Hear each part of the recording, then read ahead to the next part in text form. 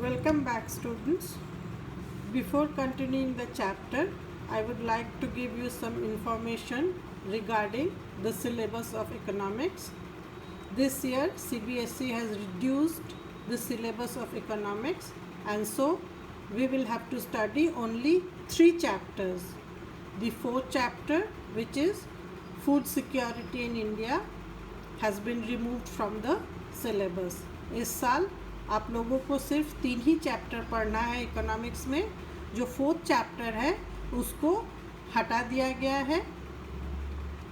और एक चीज़, जो प्रोजेक्ट वर्क आप लोगों को इस साल करना है, that will be on the topic of disaster management.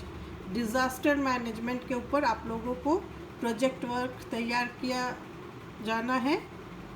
But the detailed information regarding project work will be given to you once the school opens. जब स्कूल खुल जाएगा, रेगुलर क्लासेस शुरू होंगे, उस समय प्रोजेक्ट वर्क के बारे में डिटेल इंफॉर्मेशन आप लोगों को दिया जाएगा. Let's continue with the chapter which is people as resources. हम लोग पीपल एज रिसोर्सेज के बारे में पढ़ रहे थे कि लोगों को, पॉपुलेशन को किस तरह से रिसोर्स या एसेट की तरह से इस्तेमाल किया जाना चाहिए. उसमें एजुकेशन और हेल्थ का क्या इम्पोर्टेंस है वो हम लोग पढ़ चुके हैं. Now it is economic activities by men and women.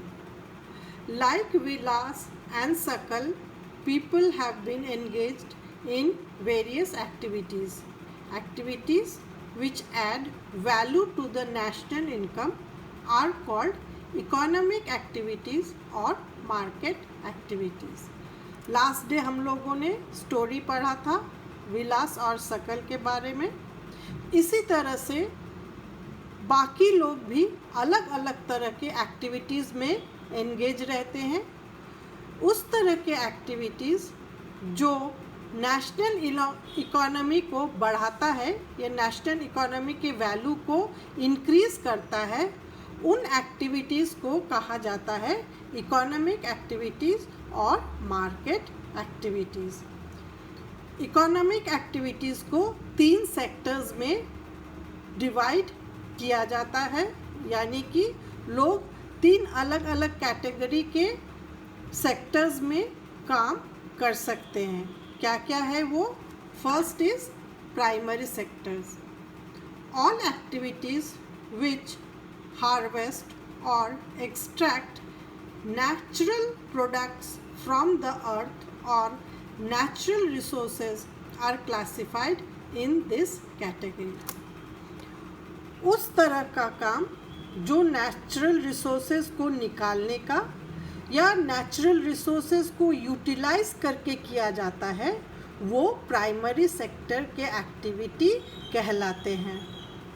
These include agriculture, forestry, dairy farming, animal husbandry, fisheries, poultry farming, mining and quarrying. जैसे आप लोग जानते हैं, एग्रीकल्चर जो नेचर के साथ जुड़ा हुआ है, फॉरेस्ट्री है बड़े बड़े पेड़ पौधों को लगाना, उनका देखभाल करना, डेयरी फार्मिंग दूध से जुड़ा हुआ व्यवसाय, एनिमल हस्बेंड्री हर तरह के जानवरों को, जैसे गाय हुआ, भैंस हुआ, बैल, बकरी, भेड़, घोड़ा, इस तरह के जानवरों को पालने का, उनके देख रेख करने का काम. फिशरीज़ मछली पालन, मछली पकड़ना, मछली बेचने का काम. पोल्ट्री फार्मिंग जानते हैं, पोल्ट्री जो अंडे का, मुर्गी हो, बतख हो, इस सब के अंडे को बेचने का व्यवसाय हो. माइनिंग मतलब ज़मीन के अंदर जो नेचुरल रिसोर्सेज है उनको निकालने का. और क्वेरिंग भी एक तरह का माइनिंग है, जिसमें क्या होता है, जो प्रेशियस स्टोन्स है, कीमती पत्थर है, उनको निकालने का काम किया जाता है.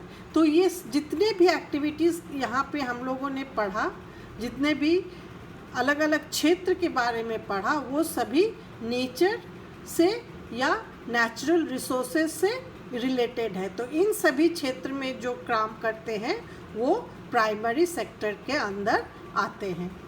Next is secondary sector.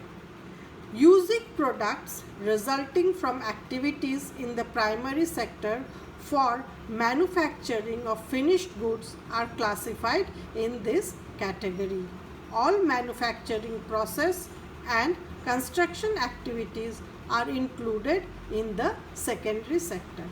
अब क्या होता है कि प्राइमरी सेक्टर में जिन जिन चीज़ों का उत्पाद किया जाता है, बनाया जाता है या धरती के अंदर से निकाला जाता है, उनको यूज़ करके फैक्ट्रीज़ में जो सामान तैयार होता है, फिनिश्ड यूज़ करने के लिए सामान तैयार होता है, वो सारे एक्टिविटीज़ आते हैं अंडर द सेकेंडरी सेक्टर। जिसके लिए एक एग्जांपल है कॉटन। आप लोग जानते हैं कॉटन से क्या होता है, कॉटन का कपड़ा बनता है। ये कॉटन कहाँ से आता है? कपास से। जानते हैं कॉटन का प्लांट होता है जो एग्रीकल्चर के क्षेत्र में उगाया जाता है, ये प्राइमरी सेक्टर में हुआ। अब कॉटन के उगाने के बाद उस कॉटन को यूटिलाइज करके धागा बनाने का और उससे कपड़ा बनाने का काम फैक्ट्रीज़ में होता है, जो कि सेकेंडरी सेक्टर के अंडर आता है। तो हर तरह का मैन्युफैक्चरिंग जो सामान तैयार करने का फैक्ट्रीज होता है या कंस्ट्रक्शन का एक्टिविटीज़ होता है, वो सारे सेकेंडरी सेक्टर के अंडर आते हैं। जी third is tertiary sector.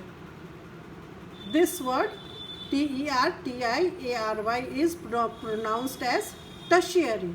Tertiary sector, all activities which support the primary and secondary sectors are classified in this category. They include trade, transportation, communication, sales and services, education, health, tourism, banking, insurance, legal services, etc. Primary sector और secondary sector में जितने भी activities हैं वो अच्छी तरह से चल सके, इसमें जो सेक्टर हेल्प करता है that is known as the tertiary sector. जैसे कपास आता है प्राइमरी सेक्टर से, उसको यूटिलाइज करके धागा और कपड़ा सेकेंडरी सेक्टर में बनता है। अब ये कपड़ा को अलग अलग दुकानों में बिकने के लिए ट्रांसपोर्ट का ज़रूरत होता है, फैक्ट्रीज़ को बनाने के लिए पैसे का ज़रूरत होता है जो बैंक से मिलता है, कपड़े का एडवर्टीज़मेंट करना पड़ता है बेचने के लिए जो ट्रेड, सेल्स, कम्युनिकेशन के अंडर आता है। तो इस तरह से हम लोग क्या देखते हैं कि प्राइमरी और सेकेंडरी सेक्टर से जो सामान तैयार होता है उसको सही जगह में सही तरह से बेचने में या उसको तैयार करने में जो सेक्टर मदद करता है that is known as the tertiary sector.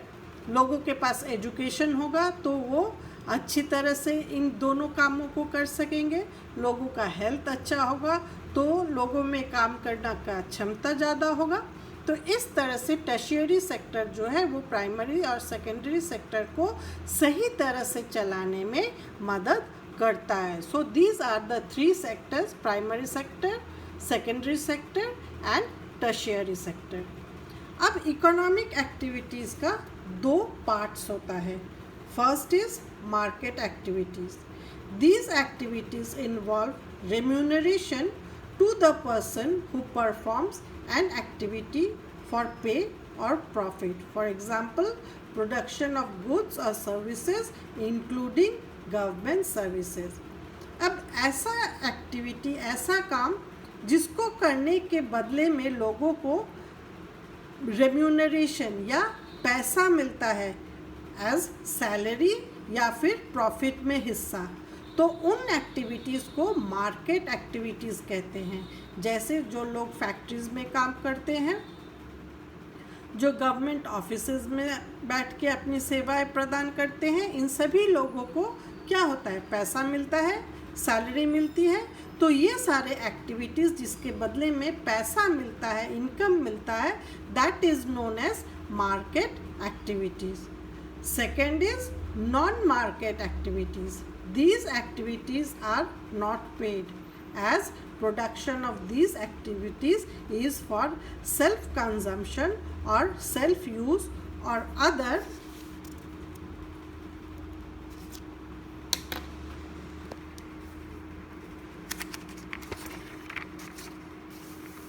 Non remunerative activities. अब कुछ एक्टिविटीज़ ऐसे होते हैं जिनके लिए पैसा नहीं मिलता है. कभी कभी क्या होता है, हम लोग जानते हैं लोगों के घर में के साथ थोड़ा सा ज़मीन होता है तो वो वहाँ पे किचन गार्डन बना लेते हैं, जिससे जो उपज होता है वो अपने खुद के इस्तेमाल के लिए करते हैं. तो इसको हम लोग कहते हैं नॉन मार्केट एक्टिविटीज़, या वो एक्टिविटीज़ जिसको करने के बदले में पैसा नहीं मिलता है. For example, women doing domestic work, looking after children are non market activities, while men working in the fields earning money which they spend on rearing their families are market activities. जैसे कोई भी lady घर का काम करती है, अपने बच्चों का देखभाल करती है, तो ये नॉन मार्केट एक्टिविटी है क्योंकि इसके बदले में कोई पैसा नहीं मिलता है. सिमिलरली एक और एग्जांपल हम लोग ले सकते हैं कि when a lady goes to a school and teaches the student, she gets salary for it, so that becomes market activity. But that same lady when teaches her own children at home, it is an non market activity. जब वो lady school में जाके पढ़ाती है तो it becomes an market activity, और वही जो अपने घर में बच्चों को पढ़ाती हैं तो that becomes an non market activity. उसी तरह से घर के बाकी सब काम जो किया जाता है वो भी नॉन मार्केट एक्टिविटीज़ है. और लोग जो बाहर घर से बाहर निकलते हैं, खेतों में काम करते हैं, ऑफिसेज में काम करते हैं, फैक्ट्रीज़ में काम करते हैं, जिसके बदले उनको पैसा मिलता है और वो अपना घर चला पाते हैं, they are known as market activities. This division of labor between men and women in families is due to historical and cultural reason. ये जो division of labor है कि वुमेन्स को घर में करना है और वो मेंस को बाहर, ये एक बहुत ही पुराना सोच की वजह से कुछ क्षेत्र में अभी भी चलता है. So for today it's over. You have some homework to do. For homework, you have 3 questions. First question, what are economic activities or market activities? Second, what are the 3 sectors of economic activities?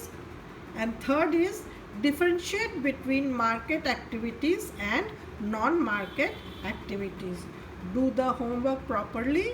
All these homeworks will be checked when the school opens. Thank you.